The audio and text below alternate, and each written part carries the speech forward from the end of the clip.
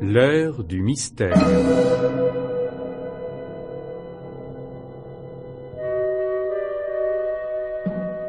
Dans la série de Germaine Beaumont, L'heure du mystère, France Inter vous propose ce soir, dans une réalisation de Georges Godbert, une histoire écrite par Jean Volmier.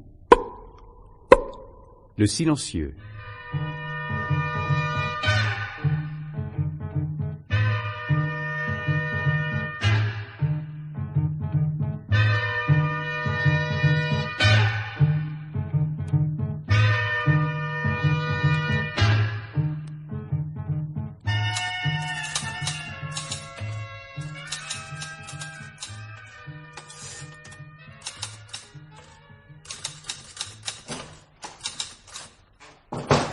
Alors, Delmoulin, cette enquête? Pas grand-chose pour le moment, patron. De bons renseignements sur la victime, rien au casier judiciaire. Et comme on lui a fauché son portefeuille, crime crapuleux en perspective, une fois de plus. Apparemment, ce serait l'hypothèse la plus plausible, s'il n'y avait pas une petite particularité qui m'étonne beaucoup. Ah oui, quoi donc? Roland Bergier a été abattu de 2 coups de revolver à 6 heures du matin, en sortant de chez lui. Or, personne dans le quartier n'a entendu la moindre détonation. Pas même la gardienne de l'immeuble qui était réveillée puisqu'elle venait de sortir les poubelles. Ben c'est donc qu'on a tiré sur lui avec un silencieux. Il n'y a pas d'autre explication, patron. À moins qu'ils soient tous sourds dans le quartier. Et votre hypothèse, Delmoulin? En général, les petites truandes ne se baladent pas avec des silencieux en poche. C'est une arme de professionnel. Et les professionnels ne se livrent pas à des attaques de ce genre, surtout sur un bonhomme qui se rend à son travail aux aurores. Ben, le fait est que ce n'est pas précisément l'heure de sortie des PDG. Et cette tentative de meurtre sent d'ailleurs la préméditation à plein nez. Mais sur quoi fondez-vous cette opinion? Ben, ce matin-là, Bergier n'aurait pas dû travailler. Il était prévu pour 14 heures au tableau de service de la clinique. Or, la veille au soir, c'est-à-dire pas pratiquement la dernière minute, il a demandé à un de ses collègues de permuter avec lui. Si l'on admet la thèse de la préméditation, voilà qui devrait faciliter vos recherches. Il ne devait pas être nombreux à connaître ce détail. Sans doute, mais j'imagine assez mal un de ses collègues infirmiers possédant un silencieux. Comme vous le savez, patron, il faut tout de même être spécialiste pour bricoler un pas de vis sur le canon et fabriquer le silencieux en question. Ça demande des connaissances techniques, et surtout un matériel approprié qui ne doit pas se trouver dans une armoire à pharmacie de clinique chirurgicale. Par contre, on y trouve des choses qui peuvent intéresser certaines personnes. De la morphine, par exemple, ou d'autres stupéfiants. Autrement dit, chercher le drogué, Delmoulin.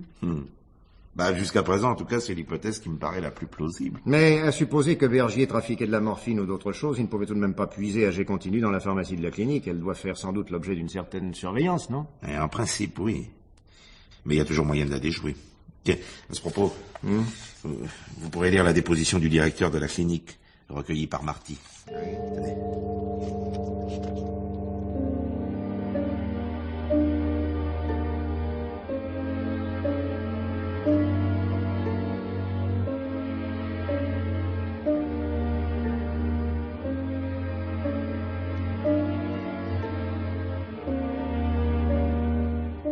Il va sans dire, monsieur l'inspecteur, que nos stupéfiants, comme tous les produits toxiques qui sont enfermés dans nos armoires à pharmacie, sont strictement surveillés.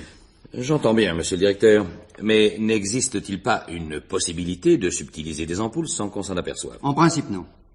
Car chaque ampoule prescrite à un malade doit nous être retournée une fois la piqûre faite, ce qui nous permet d'exercer un contrôle constant. Autrement dit, quand l'infirmier a pratiqué une piqûre, il doit obligatoirement vous rendre l'ampoule vide. Exactement, monsieur l'inspecteur. Même si elle s'est brisée, ce qui arrive parfois, il doit, dans ce cas, nous rapporter tous les morceaux. Oui, mais qui prouve que l'ampoule a effectivement été brisée? L'infirmier peut fort bien avoir transvasé la morphine dans un récipient quelconque pour pouvoir la vendre. Oui, monsieur l'inspecteur, laissez-moi vous dire tout d'abord que notre personnel hospitalier est au-dessus de tout soupçon. Et que la conscience professionnelle avec laquelle il accomplit sa tâche, souvent très ingrate, est digne de tout éloge. Loin de moi l'idée de la mettre en doute, monsieur le directeur. Non, de toute façon, je ne saurais confondre une éventuelle brebis galeuse, car il s'en trouve malheureusement partout, avec l'ensemble de votre personnel. Alors, dans ce cas, je ne comprends pas votre insistance, monsieur l'inspecteur. Dites-vous bien, en effet, que si un infirmier s'amusait à nous faire un peu trop souvent le coup de l'ampoule brisée par accident, il s'ensuivrait automatiquement l'ouverture d'une enquête. Et si la preuve était faite d'un quelconque trafic, la justice serait immédiatement saisie. Cela va sans dire, monsieur le directeur. Mais dans mon métier, je suis obligé de tout envisager. Surtout quand il y a eu tentative de meurtre. Quelles sont vos nouvelles suppositions? S'il est difficile, en raison même d'une surveillance très stricte, de subtiliser des ampoules ou de faire trop souvent le coup des ampoules brisées accidentellement, rien n'empêche cependant un infirmier de se constituer une petite réserve de morphine, par exemple. Et comment cela, monsieur l'inspecteur?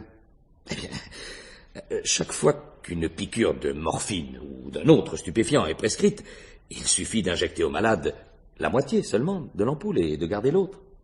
Et ainsi, au fil des jours, on peut se constituer un petit stock. Vous n'êtes pas constamment derrière vos infirmiers pour surveiller chaque piqûre, monsieur le directeur. Quant aux malades, n'en parlons pas, comment pourrait-il s'en rendre compte? Alors dans ce cas, toutes les hypothèses sont permises. Pouvez-vous, en votre âme et conscience, rejeter celle que je viens d'évoquer?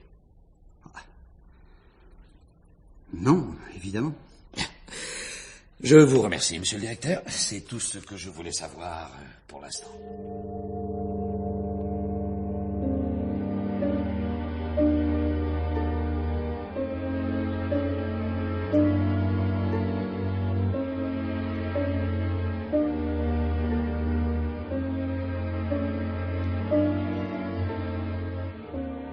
Dites donc, Marty, vous l'avez drôlement asticoté, le directeur de la clinique. Oh. Il ne doit sûrement pas vous porter dans son cœur. Ça alors, monsieur le commissaire. J'étais d'autant plus sûr de mon fait que je m'étais renseigné auprès d'un de mes amis toubibs qui connaît un peu la musique. Mais, à supposer que cette hypothèse soit la bonne, quel intérêt pouvait avoir le client éventuel de Bergier à supprimer son fournisseur? Oui, évidemment, à première vue, cela peut paraître paradoxal, mais la logique des drogués n'est pas la nôtre. Supposons que, pour une raison ou pour une autre, Bergier ait brusquement décidé de mettre fin à son trafic. Et il y a tout lieu d'imaginer que sa décision n'a pas dû être très appréciée par son client, surtout s'il a été privé de sa drogue pendant un certain temps. Ça pourrait être ça, le mobile. Si l'on admet du moins la thèse de trafic de stupéfiants. Oui, en fait, il ne s'agit peut-être pas d'un trafic suivi. Bergier pouvait très bien rendre service à un de ses amis drogués. Un service qui s'est finalement retourné contre lui. Une drôle de relation qu'un ami qui se balade avec un silencieux. Oui, c'est justement ce qui m'intrigue. D'autant que les renseignements que nous avons sur Bergier sont excellents à tout point de vue. Bon, ça ne prouve rien. Il s'en cache des choses derrière les façades d'honorabilité. La preuve, casier judiciaire vierge, infirmier chef dévoué, collègue agréable, pour reprendre les termes de votre rapport, oui. Et pour finir, abattu par un truand de grande envergure, car il n'y a que ceux-là pour posséder des silencieux. Avouez qu'il choisit curieusement ses fréquentations, votre homme. Dites-moi, Marty, quand Delmouly revoit-il Madame Bergier? Cet après-midi, monsieur le commissaire. Qu'il m'appelle à son retour.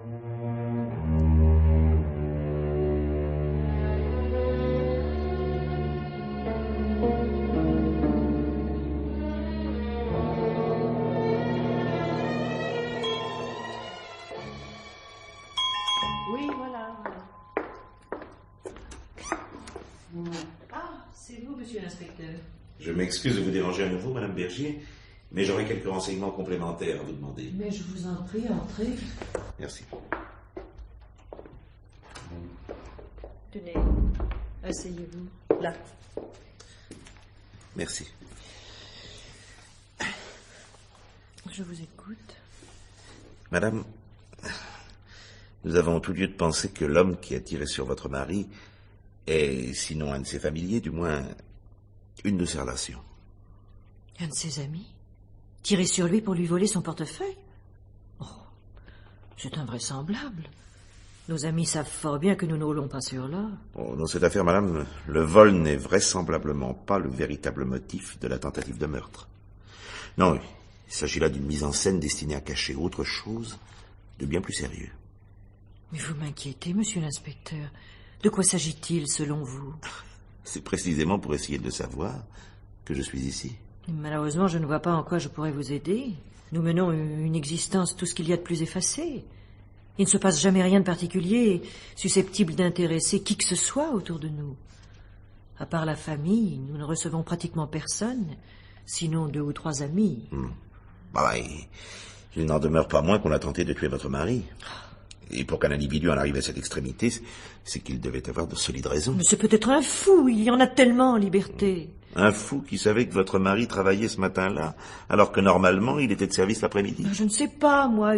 Il a tiré sur la première personne qu'il a aperçue. Oui, un fou qui disposait d'un silencieux alors qu'il s'agit d'une arme qu'on ne trouve généralement que dans certains milieux. Et voulez-vous dire par là que mon mari aurait eu des fréquentations douteuses?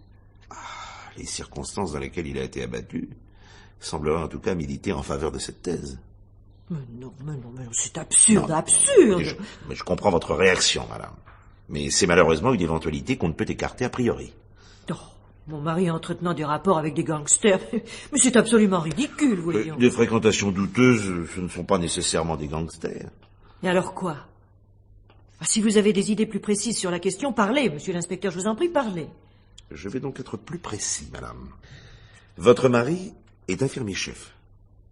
À ce titre, il manipule dans l'exercice de ses fonctions certains produits. Vous voulez parler de drogue? Exactement. Autrement dit, il se serait livré à certains trafics. Oh non. Non, c'est une accusation scandaleuse. Mon mari est un honnête homme. Oui. Enfin, peut-être n'a-t-il agi que pour rendre service à un de ses amis. Mais nous n'avons aucun drogué parmi nos amis. Enfin, un de ses amis ou une de ses relations que vous ne connaissez pas. En tout cas, je connais suffisamment mon mari pour savoir qu'il est incapable de se livrer à ce genre de choses. Peut-être y a-t-il été contraint. Oui, à la suite de circonstances que nous ignorons. Et ça fait une fois dans l'engrenage. Mais non, c'est pas possible.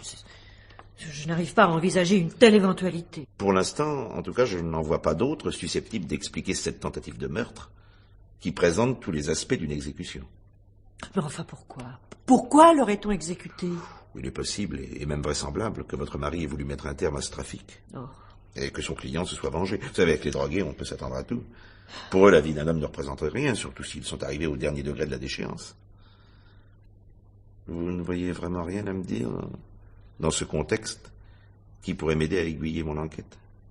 Oh, j'ai beau réfléchir, vraiment, je ne vois personne autour de nous qui aurait pu se droguer. Si par hasard un fait particulier vous revenait en mémoire, sait-on jamais, hein? Appelez-moi ce numéro. Bien. Inspecteur principal d'El Mouli. Ou en cas d'absence, demandez mon adjoint. L'inspecteur Marty. C'est entendu, monsieur l'inspecteur. Merci.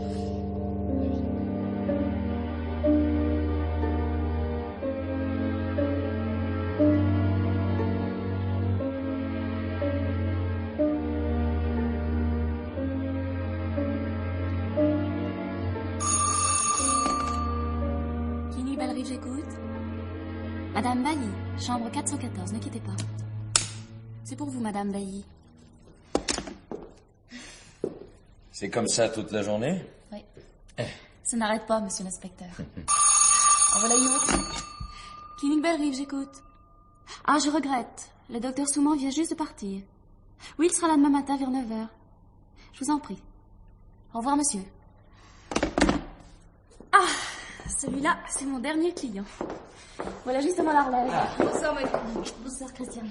Je te laisse. Hein. Rien de particulier à signaler. Bon, d'accord. Bye bye. Bye. Si vous voulez me suivre dans le petit salon, monsieur l'inspecteur, on sera plus tranquille pour parler. Venez par ici.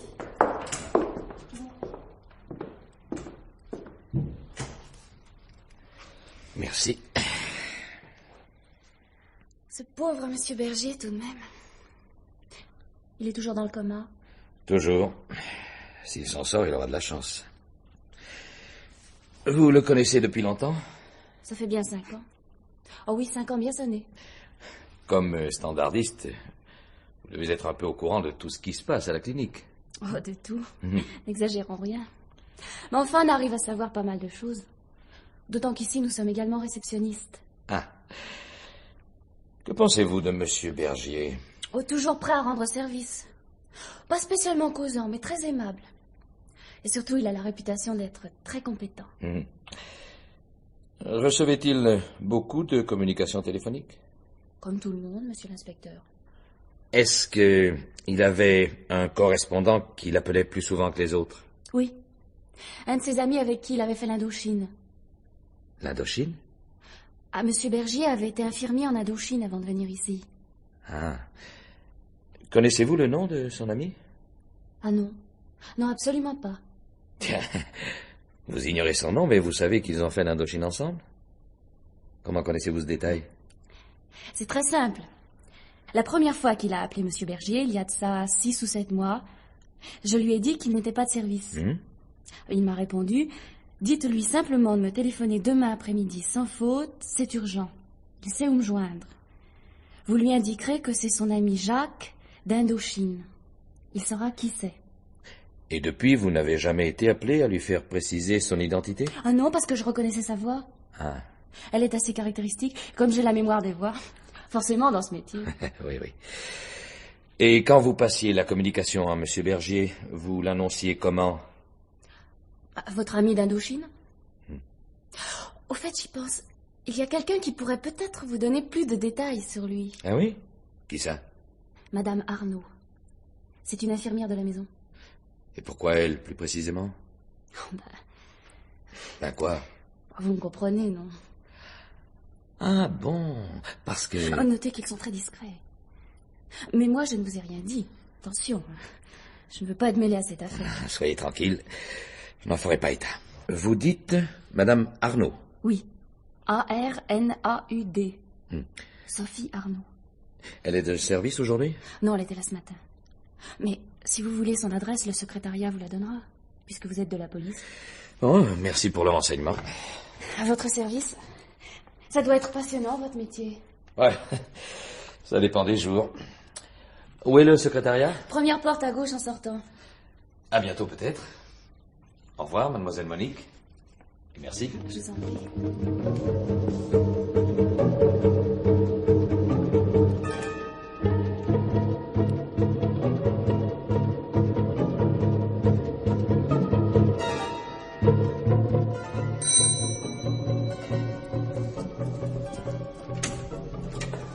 Monsieur? Officier de police Marty. Madame Arnaud? Entrez, monsieur. Je vous attendais. Pardon. Je vous en prie, asseyez-vous. Merci, madame. Il s'est donc trouvé une bonne âme à la clinique pour vous parler de mes relations avec monsieur Bergier. Cela vous étonne, madame? Un peu, tout de même. Vous savez, malgré toutes les précautions que l'on prend dans ce domaine, quelqu'un finit toujours par savoir. De toute façon, ça n'a pas d'importance. Mais il serait évidemment préférable que madame Bergier n'en sache rien. Craindriez-vous d'éventuelles réactions de sa part? Sait-on jamais. Surtout si son mari devait mourir des suites de ses blessures. S'il en réchappe, il aura vraiment une chance extraordinaire. Pour le moment, en tout cas, le chirurgien est plutôt pessimiste. Cela dit, madame Arnaud, compte tenu de vos rapports avec monsieur Bergier, je m'étonne que vous n'ayez pas cru nécessaire de prendre contact avec nos services. Vous auriez voulu que j'aille leur raconter que je suis la maîtresse de Robert? Non, non. Mais vous auriez pu nous contacter pour nous faire part de votre sentiment sur cette tentative de meurtre. Vous avez, j'imagine, une opinion sur la question. Je ne comprends pas ce qui est arrivé. J'y ai longuement réfléchi et pour moi, il n'y a que 2 hypothèses possibles. Ou c'est l'acte d'un déséquilibré, ou bien il s'agit d'un crime crapuleux. Oui, c'est ce que tout le monde pensait au début de l'enquête, mais ces hypothèses ne tiennent pas. Bergier a bel et bien été exécuté. Exécuté? Mais pour quelle raison? C'est précisément ce que j'essaie de déterminer. Et vous comptez sur moi pour y parvenir? Pourquoi pas? Exécuté, mais ça me paraît invraisemblable. À part notre liaison, sa vie est des plus calmes. La clinique, sa maison et moi, de temps en temps. C'est une façon de voir les choses, car une liaison extra-conjugale peut parfois provoquer des événements en chaîne. Vous pensez que madame Bergier aurait pu être au courant? Et dans cette hypothèse? Ce n'est pas moi qui la soulève, mais vous. Sans doute, mais elle semble vous avoir ouvert des horizons. J'avoue n'avoir jamais envisagé une telle éventualité. C'est-à-dire le crime passionnel. C'est bien à cela que vous faites allusion. À cela ou à autre chose. Mais si je comprends bien, vous êtes en train de jouer au chat et à la souris avec moi. Comment ça? Écoutez, monsieur l'inspecteur, je ne sors peut-être pas de la faculté de médecine, mais je sais tout de même ce que parler veut dire. Quant à moi, Madame Arnaud, je ne sors peut-être pas de l'ENA, mais j'imagine qu'une troisième hypothèse vous est tout de même venue à l'esprit, étant donné que vous êtes la maîtresse de Monsieur Bergier. Une femme trompée, qui se venge, ça se voit tous les jours. Effectivement, cette idée m'a traversé l'esprit. Vous voyez bien. Mais d'ici à l'exprimer, il y a une marge. Pourquoi? Vous aimiez Monsieur Bergier, je suppose. Par conséquent, vous tenez à ce qu'on découvre le coupable. Si je ne l'aimais pas, je ne serais pas sa maîtresse. Je ne me donne pas à un homme uniquement pour ressentir des sensations épidermiques. Je ne suis pas du genre collectionneuse. Peut-être n'êtes-vous pas non plus du genre partageuse. De mieux en mieux. Autrement dit, l'hypothèse de la vengeance est aussi valable pour Madame Bergier que pour moi.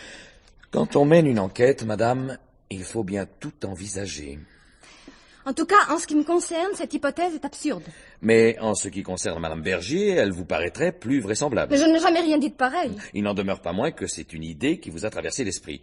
C'est vous-même qui venez de me le dire. Écoutez, si chaque fois que je dis quelque chose, cela doit se retourner contre moi, je ne répondrai plus à vos questions. La loi vous en fait obligation, Madame Arnaud.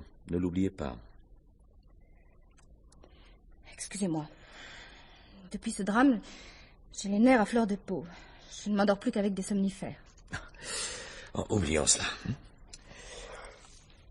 Où étiez-vous le matin du crime? À la clinique. À 6 heures? À ce moment-là, je quittais mon domicile pour m'y rendre. Quel moyen de locomotion avez-vous emprunté? Ma voiture, comme d'habitude. Avez-vous entendu parler d'un ami de Monsieur Bergier avec qui il aurait fait l'Indochine? Oui, vaguement. Qu'est-ce que vous entendez par vaguement?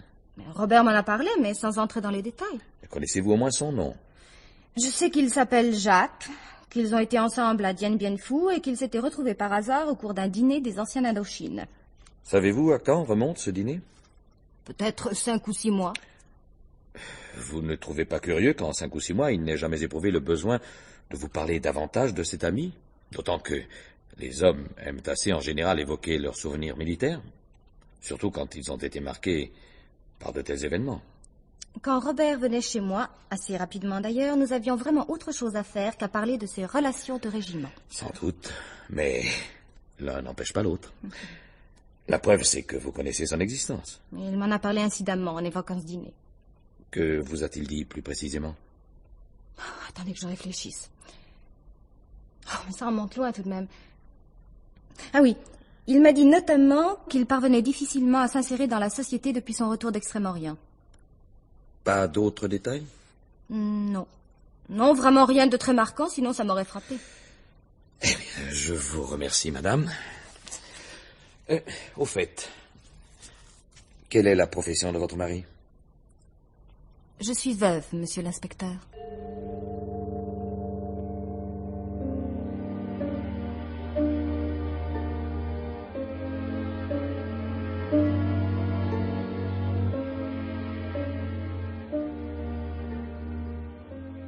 Alors, Delmouli, où en sommes-nous? Je viens d'avoir le rapport de l'identité judiciaire, patron.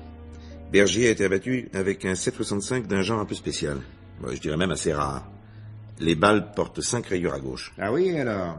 D'après l'identité judiciaire, il s'agit d'un pistolet non automatique, muni d'un silencieux, avec lequel on tire au coup par coup. Vraisemblablement un Hand-Firing Devins. Oui, c'est fabriqué en 1940 par une manufacture d'armes américaine, le Naval Gun Factory. 7 cartouches, longueur 310 mm. C'est une arme qu'utilisaient les services spéciaux de la marine américaine pendant la dernière guerre. Intéressantes ces précisions, intéressantes. Affaire d'espionnage, alors? Je ne pense pas. Quand je me suis renseigné sur Bergier, il n'a jamais eu le moindre rapport avec un quelconque service secret, ni français ni étranger. Même pas pendant la guerre d'Indochine? Non, il a toujours été au service de santé. Mais alors, ce revolver plutôt particulier? Oh, très certainement une arme récupérée sur un agent spécial américain pendant la Résistance. Autant dire que les chances sont faibles de retrouver son origine. Oh, on découvrirait plus facilement une aiguille dans une botte de foin. Encore une affaire à classer en perspective, si je comprends bien. Et vous, Marty, qu'en pensez-vous? Je nage également, monsieur le commissaire. J'ai tout de même remarqué un élément curieux. Madame Bergier n'a jamais entendu parler de ce fameux ami d'Indochine.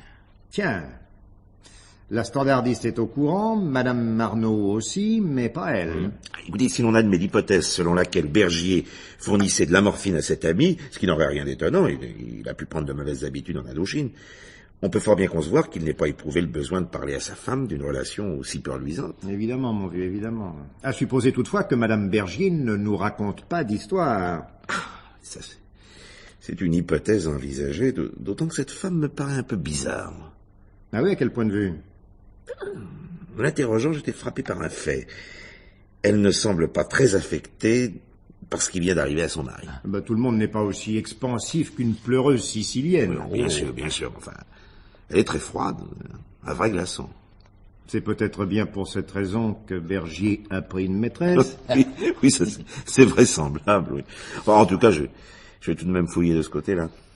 Après tout, qui nous dit qu'elle ignorait effectivement la liaison de son mari. Mais dans l'hypothèse d'un crime passionnel, où aurait-elle été dénichée un silencieux? Son mari en possédait peut-être un, non? Un trophée de la résistance? C'est possible après tout, non? À propos de l'ami d'Indochine, où en êtes-vous de vos recherches?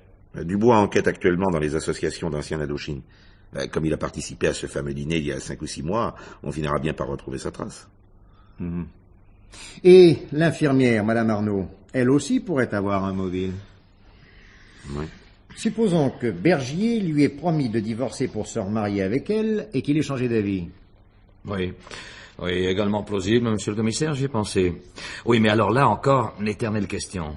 Où se serait-elle procuré l'arme du crime? À la fin de la guerre, elle avait 15 ans. Oui, ça paraît évidemment assez difficile. Surtout un modèle aussi rare. Bon, enfin, de toute façon, je m'occupe d'elle également. Merci, Delmouli. Et vous aussi, Marty. J'espère que nous y verrons un peu plus clair au cours de notre prochaine conférence. Oui. Alors vous continuez les recherches. Oui, monsieur.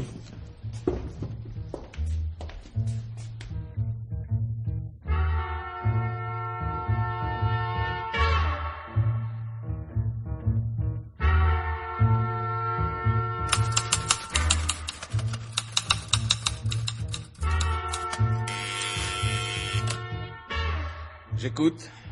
Ici le directeur de la clinique Bellerive. Pouvez-vous me passer l'officier de police principal d'Elmouly? Je regrette, monsieur, il n'est pas là. Vous n'avez aucun moyen de le joindre? C'est très urgent. Ici, officier de police Marty, son adjoint. C'est vous, monsieur l'inspecteur? Oui. Mais de quoi s'agit-il? D'un nouvel assassinat. Quoi? On vient de tuer la standardiste. C'est celle que vous aviez entendue l'autre jour. Une balle en plein cœur. J'alerte l'identité judiciaire et j'essaie de joindre Delmouli. À tout de suite. Surtout, ne touchez à rien.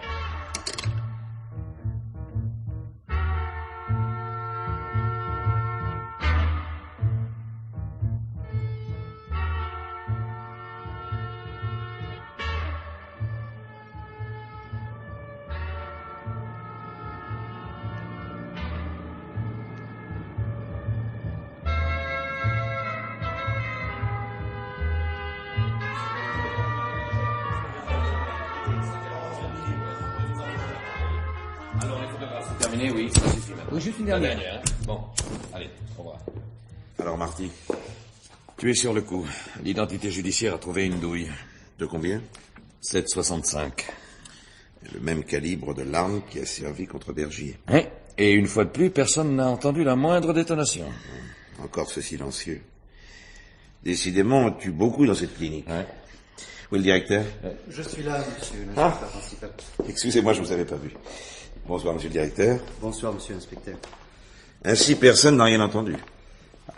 J'ai bien entendu comme le bruit lointain d'une bouteille de champagne qu'on débouche, mais c'est tout. Ouais. Sur le moment, j'ai pas prêté attention. Il arrive en effet très souvent que les visiteurs apportent du champagne aux malades. Mais comment avez-vous constaté le meurtre? J'avais appelé le standard. Comme personne ne répondait, je suis allé voir ce qui se passait. Ouais. En arrivant, j'ai aperçu la téléphoniste affalée sur le comptoir. Je pensais qu'elle avait un malaise. Je l'ai soulevée. C'est alors que j'ai aperçu du sang sur son corsage. J'ai immédiatement pris son pouls. Il ne battait plus. Et je vous ai téléphoné. Il n'y avait personne dans le hall d'entrée? À cette heure-là, le personnel administratif est parti. Il n'y a que des infirmières dans les étages et puis le médecin de service, qui est au premier. Autrement dit, aucun témoin. Non. Où vous trouviez-vous au moment du meurtre? Dans mon bureau, qui est tout de suite à droite dans le couloir. Et quand vous avez entendu comme un bruit de bouchon de champagne qui saute, la porte de votre bureau était-elle ouverte ou fermée? Entrouverte. Je vous remercie. Pour l'instant, je n'ai plus besoin de vous, monsieur le directeur. Au revoir, monsieur l'inspecteur. Au revoir. Messieurs, à votre disposition, en tout cas.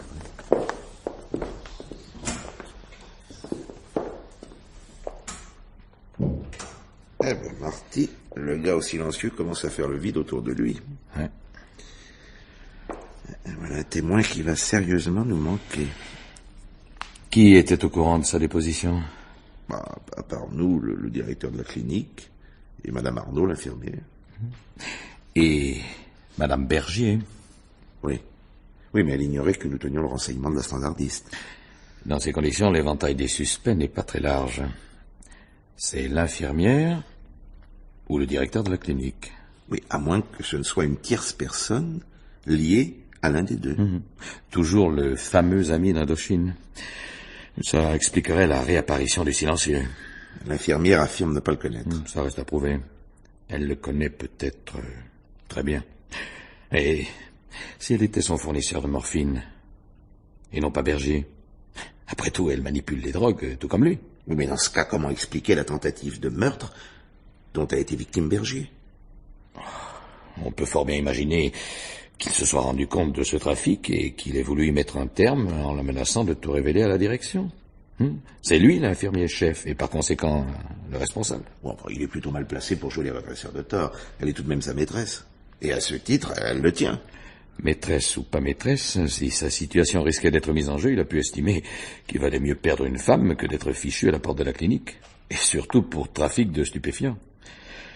C'est un truc qui ne pardonne pas dans la profession. Ouais, autrement dit, l'ami d'Indochine menacé d'être privé de sa drogue aurait réglé le problème avec son silencieux. Et entre-temps, il a pu savoir par l'infirmière qu'une nouvelle menace se dessinait contre lui après la déposition de la standardiste. C'est un témoin qui risquait de devenir dangereux pour lui. Mais ce qui expliquerait la réapparition du silencieux. Ouais. Bon, nous allons tirer tout ça au clair. Demain, à la première heure, tu me convoques l'infirmière.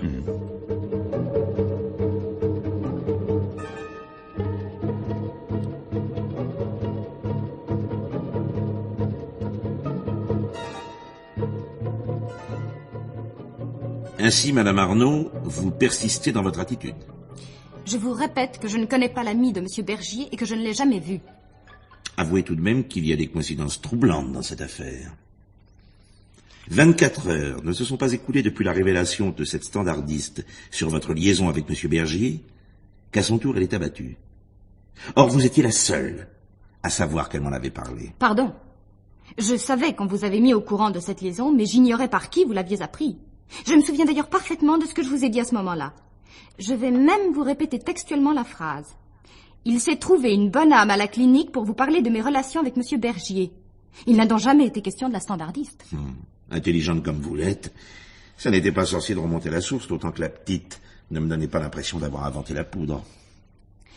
Ainsi, vous me soupçonnez d'abord d'avoir fait du trafic de drogue et ensuite de complicité d'assassinat. C'est proprement aberrant. Je ne vais pas jusqu'à la complicité d'assassinat. Non, je penche plutôt pour la non-assistance à personne en danger. Il est très possible que vous ayez été mise devant le fait accompli avec Bergier, mais en ce qui concerne la standardiste, après ce qui est arrivé à votre amant, vous ne pouviez pas ignorer que des menaces sérieuses pesaient sur elle après qu'elle m'eût révélé l'existence de cet ami d'Indochine. Mais combien de fois faudra-t-il vous répéter que je ne le connais pas et que je ne l'ai jamais vu? Enfin, c'est tout de même insensé. Delmouli, j'écoute. Hein? Ah bon? Non, mais vous êtes sûr de vos renseignements? Bon. Merci. Merci, à tout à l'heure. Vous disiez donc, Madame Arnaud, que c'était insensé. Ah oui, alors. Parfait. Alors, expliquez-moi pourquoi le jour du crime, vous avez changé de service, comme Monsieur Bergier. alors que vous auriez dû travailler normalement l'après-midi? Parce que j'avais des courses à faire dans les grands magasins. Curieux. Votre amant permute de service, pratiquement à la dernière minute. Vous en faites autant. Et ce n'est pas pour vous rencontrer l'après-midi. Non, c'est pour faire des courses. Parfaitement. Les grands magasins sont également ouverts le matin. Passons. Vous m'avez bien dit que vous êtes allé ce jour-là à la clinique avec votre voiture. Ce jour-là comme les autres jours. Oui, donc je suppose que ce jour-là, comme les autres jours, enfin du moins quand vous travaillez le matin, vous avez pris M. Bergier au passage, puisque c'est sur le chemin qui conduit à votre clinique. Où voulez-vous en venir avec vos questions? Oui ou non, répondez. Non. Pourquoi? D'abord, je ne le prenais pas tous les jours quand je travaillais le matin, contrairement à ce que vous affirmez. Ensuite, il m'avait demandé de ne pas passer pendant un certain temps, car il avait l'impression que sa femme commençait à se douter de quelque chose. Tiens, c'est nouveau, ça.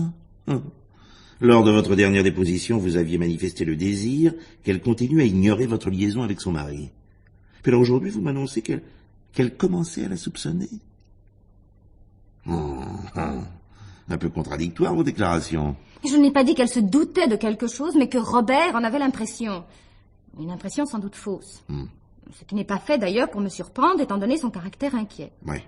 Donc ce matin-là, vous n'êtes pas passé dans sa rue? Non. Vraiment curieux. Pourquoi?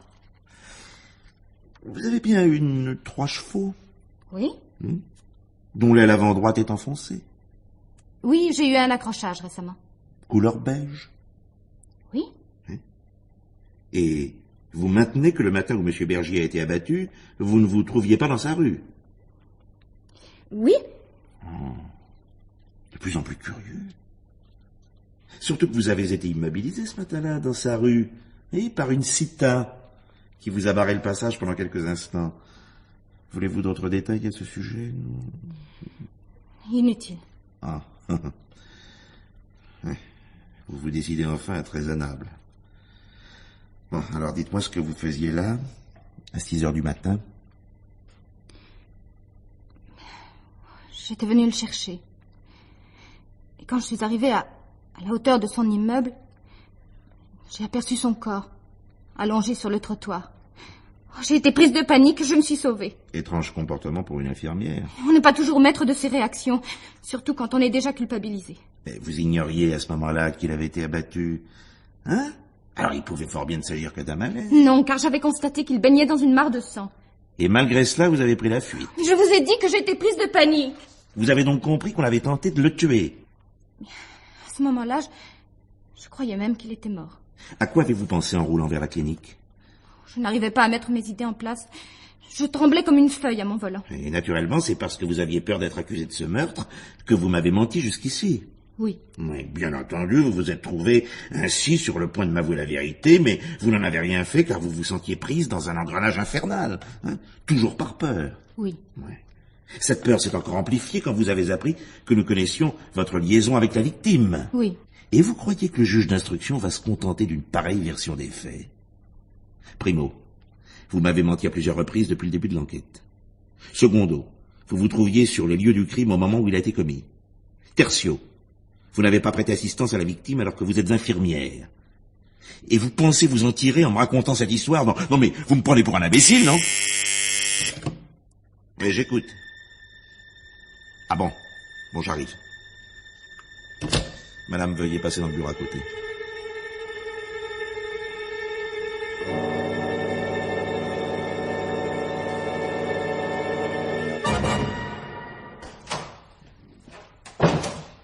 Ça y est, patron. J'ai fini par le retrouver grâce à l'amicale des anciens d'Indochine. Et alors, Marty? Et alors, il jure, si grand Dieu, qu'il ignorait totalement la tentative de meurtre commis contre Bergier. Bien entendu. Bon, fais-le entrer. D'accord. Monsieur Giraud. Oui. J'arrive ici, s'il vous plaît. C'est vous le commissaire? Ici, c'est moi qui pose des questions. Je veux voir le commissaire. Ouais? Et pourquoi? Parce que je commence à en avoir assez d'être enquiquiné par vos flics. Je crains fort pour vous que ça ne fasse que commencer. Tenez, asseyez-vous. Bon Dieu, mais qu'est-ce que vous me voulez exactement? Oh. Vous êtes bien ami de Robert Bergier? Affirmatif. Quoi, qu'est-ce que ça veut dire, affirmatif? On voit bien que vous n'avez jamais été dans les parages. Non. Dans notre langage, ça veut dire oui. Ah. Vous êtes un ami de Bergier et vous prétendez ignorer qu'on a tenté de le tuer. Vous ne lisez donc pas les journaux. Négatif. Comment l'avez-vous connu? Quand j'ai été blessé en Indochine, c'est lui qui m'a soigné à l'hosto. Je l'avais perdu de vue après l'Algérie, car...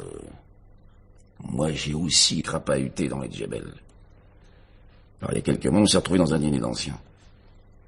Voilà, c'est tout ce que j'ai à dire. Vous lui téléphoniez souvent, d'après ce qu'on m'a dit? Oh, souvent, faut pas exagérer, de temps à autre. Pourquoi? En voilà une question, commissaire, une bande de ses nouvelles. Alors, comme j'ai pas le téléphone, c'est moi qui l'appelais. La dernière fois, je pense que ça remonte à une semaine. Si je connaissais le salaud qui l'a descendu, je passerais un mauvais quart d'heure. Bien, autre chose. Connaissez-vous Madame Arnaud? Qui c'est cette minette? J'ai jamais entendu parler. Dis donc, est-ce que tu te fous de moi? Commissaire, doucement les basses. Faudrait voir me parler sur un autre ton. Ne pas garder les cochons ensemble. Tu te drogues toujours? Quoi? Je te demande si tu te drogues toujours. Bon, vous savez ça. Chapeau, Drôlement bien faite, la police. Mais alors tu te décides à répondre, oui? D'abord, c'est pas permanent, juste une petite picouse, quand ma blessure me fait trop mal. Puis qui m'avait drôlement esquinté les viettes. C'est les Bergiers qui te fournissent la morphine? Négatif. Dis donc, tu commences à m'énerver avec tes affirmatifs et tes négatifs, hein? Et puis vous aussi, avec vos questions bidons. Alors, c'est Madame Arnaud, ton fournisseur? Encore, mais je vous répète que je la connais pas. Enfin, t'étais copain comme cochon avec Bergier, et tu ne savais même pas qu'il avait une maîtresse qui s'appelle Arnaud, et qui est infirmière? Première nouvelle. Non mais t'as l'intention de te payer ma tête encore longtemps, toi. Vous m'énervez à la fin, commissaire. Quand vous étiez ensemble, vous ne parliez jamais de filles? On n'est pas des eunuques. Évidemment qu'on en parlait. On a fait suffisamment de virer ensemble après ma sortie de l'hosto. J'écoute. Zut alors. Il y a combien de temps? Merci. Alors maintenant, fini d'amuser la galerie, hein. On va reprendre ça sérieusement. T'as compris? Ton copain Bergier vient de mourir. Il est mort? Avec les pruneaux que tu lui as balancés, il aurait fallu un miracle pour qu'il guérisse. Les pruneaux que je vais balancer? Non mais ça va pas, non? Ça tombe pas rond chez vous. Mais pourquoi tu les égouillé? Parce qu'il avait interdit à Madame Arnaud de te fourguer de la morphine. Celle-là, c'est la meilleure. Voilà autre chose, tiens. D'abord, c'est lui, puis maintenant, c'est elle. Pour ce qui est de la morphine, moi, je vais vous mettre au parfum. Maintenant que Bergier est mort, ça n'a plus d'importance. Il risque plus de perdre sa situation. C'est lui qui m'en donnait de temps en temps, quand je souffrais trop de ma blessure. Mais il s'agissait pas d'un trafic, mais d'un service qu'il me rendait, quand je n'en trouvais pas ailleurs. Voilà, vous savez tout maintenant. Alors j'espère qu'on va me laisser tranquille maintenant. Une petite question encore. Maintenant qu'il est mort et ça n'a plus d'importance, comme tu dis. Madame Arnaud, t'étais au courant? Mais je savais pas qu'elle s'appelait Arnaud. Vague. Quand il en a parlé, c'était en quels termes?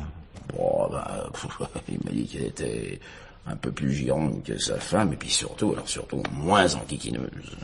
Enquiquineuse, comment ça? Il paraît que sa femme est plutôt près de ses sous. Genre radin, quoi. Qui pense qu'à ça. La galette. Ouais. Puis sur l'autre plan, c'est froide. À la bagatelle, elle préfère les picaillons. Oui, tandis que Madame Arnaud... Moi, je vais pas demander tant de détails, commissaire. Attendez, il y a quelque chose qui me revient, là. Il m'a dit un jour, en ce qui concerne cette Madame Arnaud, qu'elle avait beaucoup de qualités, mais qu'elle commençait à lui courir avec sa jalousie maladive. Ah bon? Et puis il m'a ajouté que si elle avait pas eu ce défaut qui foutait par terre toutes ses autres qualités, il aurait peut-être envisagé de divorcer pour se remarier avec elle. Et elle était au courant de ce projet? Ça, j'en sais rien. Et au fait, t'as ramené des armes d'Indochine, toi? Mon poignard de parrain, c'est tout. Et Bergier, il avait une arme? Oui, d'après ce qu'il m'a dit. Un drôle d'engin, d'ailleurs. Drôle. Comment ça? Un silencieux qu'il avait trouvé sur un spécial américain. pendant la dernière guerre, après un engagement avec les Fridolins. T'es sûr de ça? Affirmatif.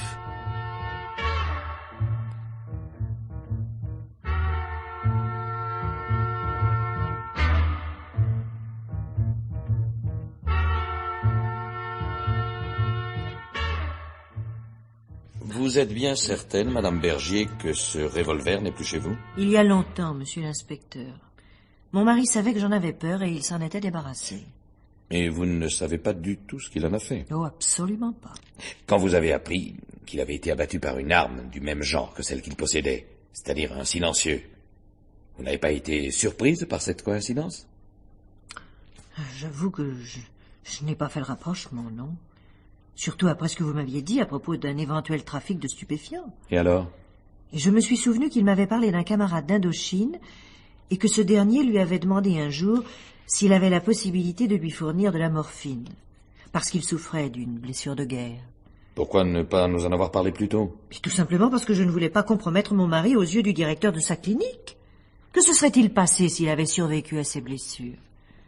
Il aurait été considéré comme un trafiquant de drogue et il aurait perdu sa situation. Maintenant qu'il est mort, c'est différent. Je n'ai plus la même raison pour me taire. Autrement dit, vous pensez que ce camarade d'Indochine pourrait ne pas être étranger au drame qui a coûté la vie à votre mari? Je vous dis ce que je sais. Mais dans la mesure où vous pensez que la drogue pourrait être à l'origine de sa mort, j'estime qu'il est de mon devoir de vous signaler ce fait. Je suppose que vous connaissez l'identité de cet homme. Non. Non, tout ce que je peux vous dire, c'est qu'ils se sont rencontrés il y a 6 mois environ, à un dîner d'anciens combattants. Connaissez-vous Madame Arnaud? De nom seulement. Je sais qu'elle travaille à la clinique. Votre mari vous en a-t-il parlé souvent? Pas spécialement. Et vous souvenez-vous de ce qu'il vous a dit d'elle? Eh bien, qu'elle est veuve, qu'elle est très sérieuse dans son travail, et qu'il n'a jamais la moindre histoire avec elle. Mais pourquoi toutes ces questions à son sujet? Pour me faire une opinion sur toutes les personnes qui gravitaient autour de votre mari. Oui. Mais vous pensez qu'elle pourrait être mêlée à ce meurtre? L'avenir nous le dira.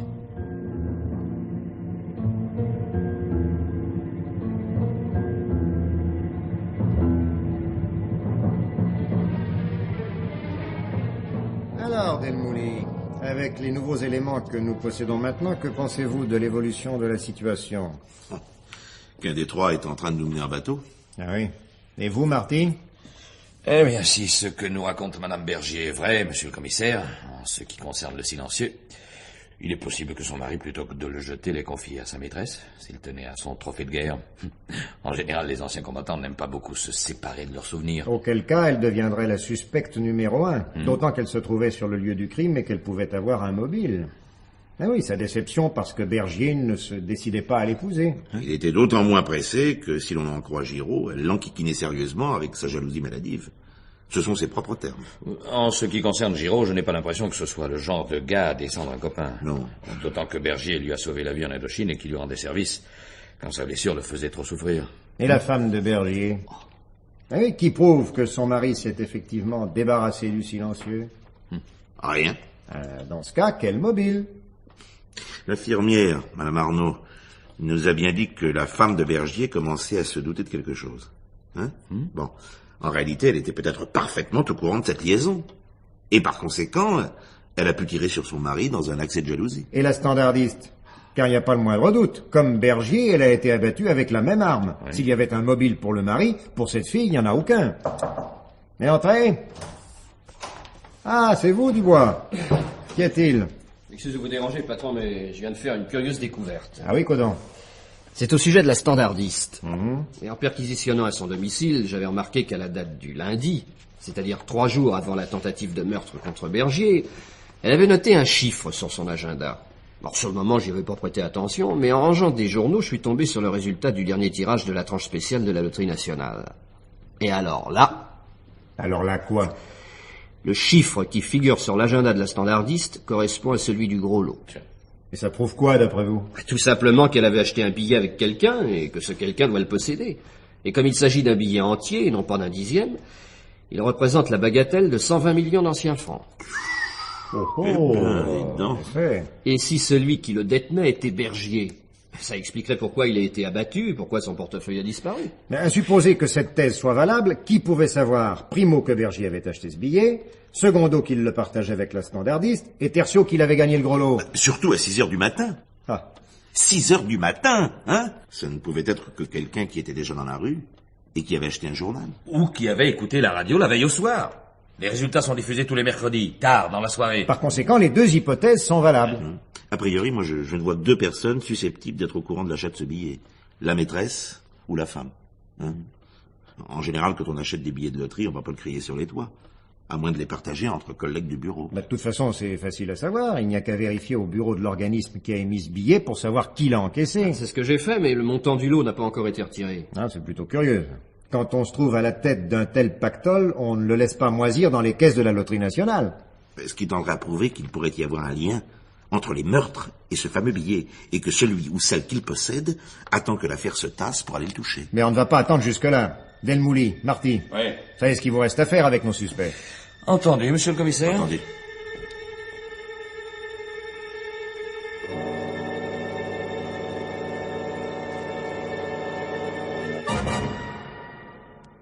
Ainsi donc, Madame Arnaud, vous affirmez que Monsieur Bergier ne vous a jamais confié son silencieux, que jeudi matin vous n'avez pas acheté de journal, et que la veille du premier crime, vous n'avez pas écouté la radio. Absolument. D'ailleurs, mon poste de radio est un dérangement. De toute façon, le mercredi soir, je regarde toujours l'émission télévisée des dossiers de l'écran. Et vous, Madame Bergier? Je n'ai pas davantage écouté la radio. Moi aussi, le mercredi soir, je regarde cette émission. Et à 6 heures du matin, j'étais dans mon lit. Par conséquent, je ne pouvais pas avoir un journal entre les mains à ce moment-là. Parfait. Madame Bergier, voulez-vous passer dans la pièce à côté? Bien, monsieur l'inspecteur.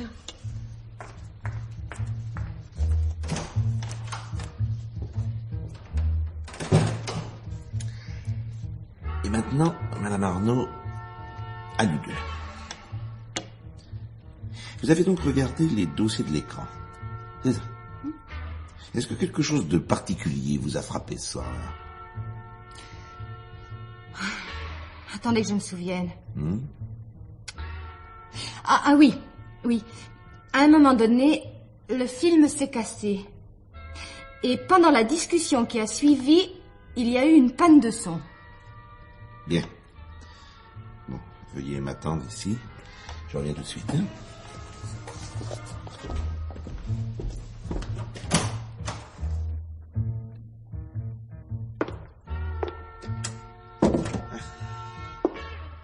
Madame Bergier.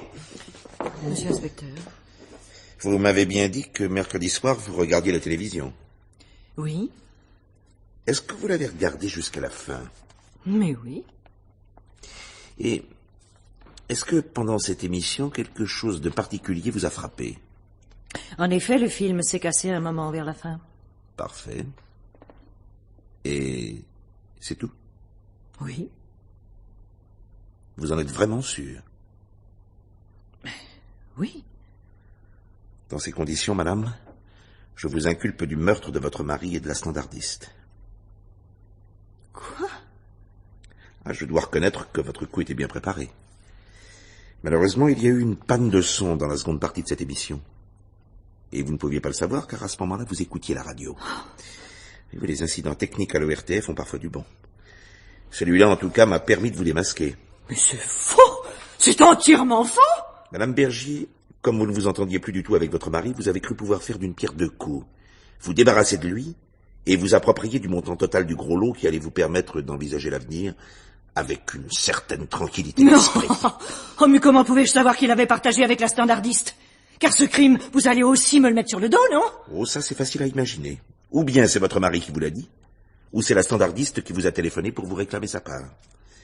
Dans ce cas comme dans l'autre, son arrêt de mort était signé. Vous n'étiez plus un crime près.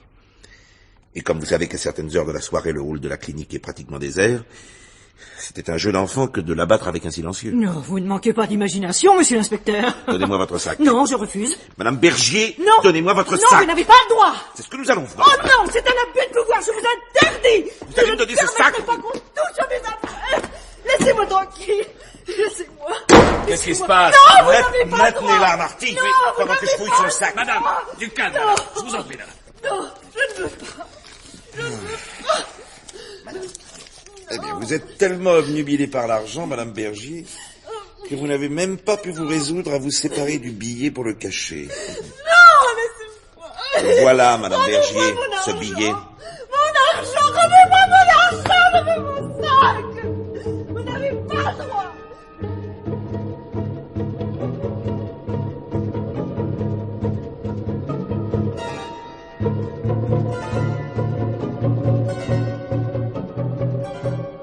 C'était Le Silencieux, une histoire écrite par Jean Volmier. Voici quelle en était la distribution. Commissaire Simon Poli, Renaud Marie. Inspecteur principal d'Elmouly, Henri Poirier. Inspecteur adjoint Marty, Jean Péméja. Inspecteur du Bois, René Renaud. Le directeur de la clinique, Raoul Guillet. Avec Nicole Verville, Madame Bergier, Jocelyne Darche, Madame Arnaud, Catherine Hubeau, la standardiste, et Gérard Darieux, Giraud, l'ancien para. Bruitage, Jean-Jacques Noël. Chef opérateur du son, Claude Marquis. Collaboration technique, André Le Breton. Assistante, Florence Boissière. C'était L'heure du mystère de Germaine Beaumont, réalisé ce soir par Georges Godbert.